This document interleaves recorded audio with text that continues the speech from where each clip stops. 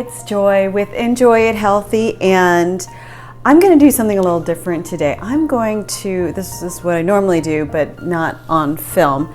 I'm going to convert a recipe. So I love Hungarian kiflis, and I was introduced to them by my aunt, my mom's sister, who was an amazing baker and cook, and she was my culinary inspiration. She is why I love to be in the kitchen. So her husband, Uncle Frank, was Hungarian, and she had all these recipes, and I believe it was from her mother-in-law. This was one that my whole family looked forward to, and it's a traditional Christmas cookie. Okay, this traditional Christmas cookie has all-purpose flour and butter and cream cheese and sugar and uses eggs in the filling. So I'm gonna take it and I'm going to make it vegan or plant-based. So let's start off with the dough. Now, if this doesn't work out, you won't be seeing this video because I'm not gonna post it if it's a fail. So anyway, let's get started with the dough. And I have my ancient grain replacement flour. If you want to purchase my ancient grain flour or want more information or want other recipes, you can go to my website, which is enjoyithealthy.com.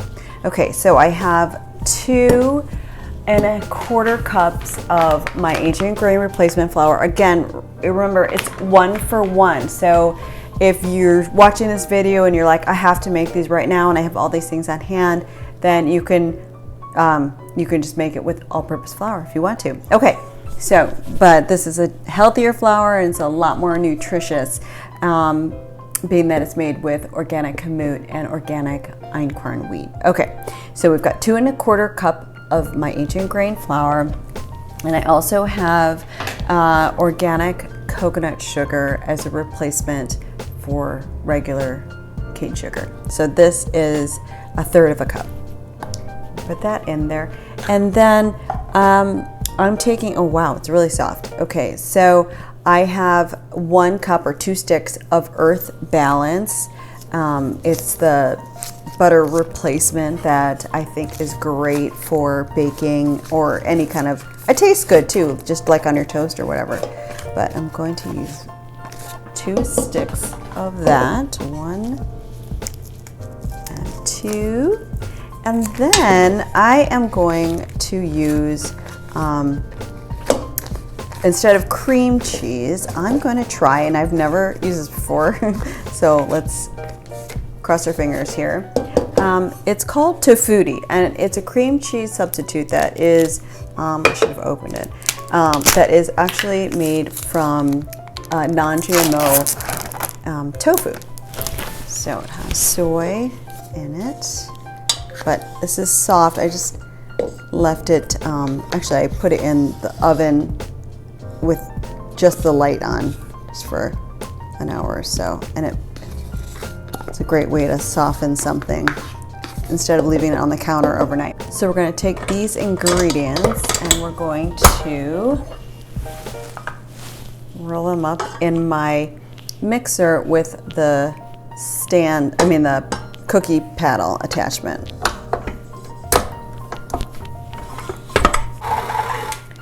Okay, I am going to add, I just want to show you this. This is kind of what I do with experimenting. So this dough is coming together, but it looks a little soft. Now we're going to refrigerate it, but I'm just going to add another 1/4 cup of my flour, just because I feel like it needs it.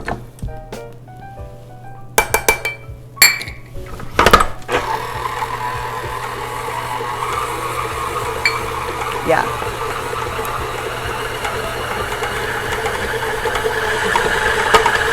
All right, that's great. And if you can see, and my guess was right, I think, hopefully this will turn out.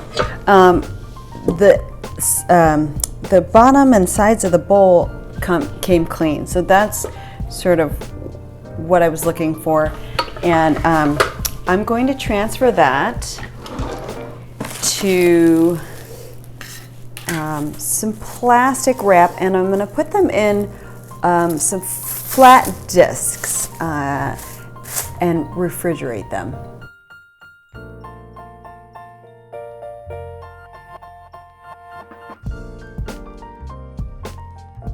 While our dough is chilling, we have to prepare our filling. That totally rhymes. Okay, and no, seriously though, we're gonna do our filling, which is kind of like a traditional walnut filling, but I'm gonna do a little spin on it. But the filling needs egg whites, kind of like beaten and frothy, and I'm going to try to do this without egg whites. And a really good egg substitute is Aquafaba. So Aquafaba is the liquid that is in a can of chickpeas. I dumped this out. It's about a half of a cup, as you can see in my measuring cup. Now I'm going to put 6 tablespoons in here, my mixer, and I'm going to use my whisk attachment. Hold on.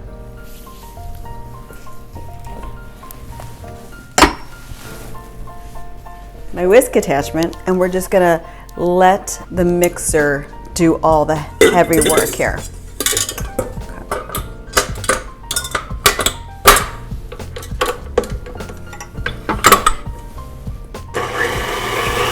All right, go baby, go.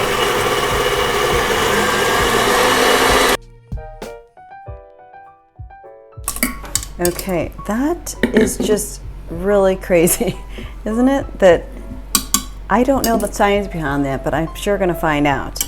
Okay, so Aquafaba is nice and light and fluffy. So we have a couple of things. I used, you can chop these by hand, of course, but I had my food processor do the work. And I have 2 cups of chopped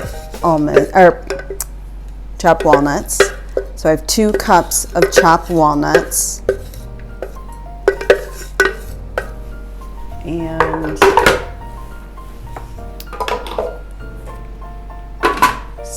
and I have my fluffy Aquafaba.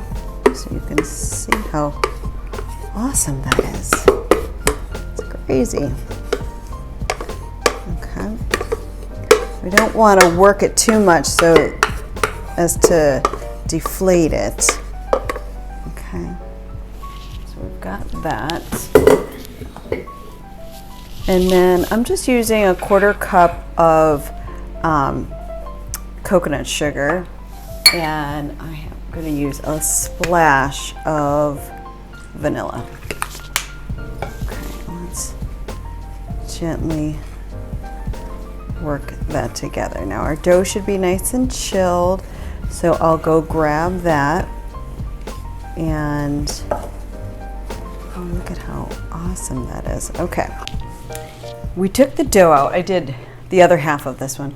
So we took the dough out, I divided it into, so you're gonna have 4 pieces you're gonna work with. I divided that first piece, and I'm kind of shaping it into, it's already in a rectangle, and you gotta work it a little bit with the rolling pin here, but you're just going for a rectangle that is with nice floured surface, a rectangle that is about 1/8 of an inch thick. The dough is actually really easy to work with. It's very pliable, and it actually is pretty forgiving.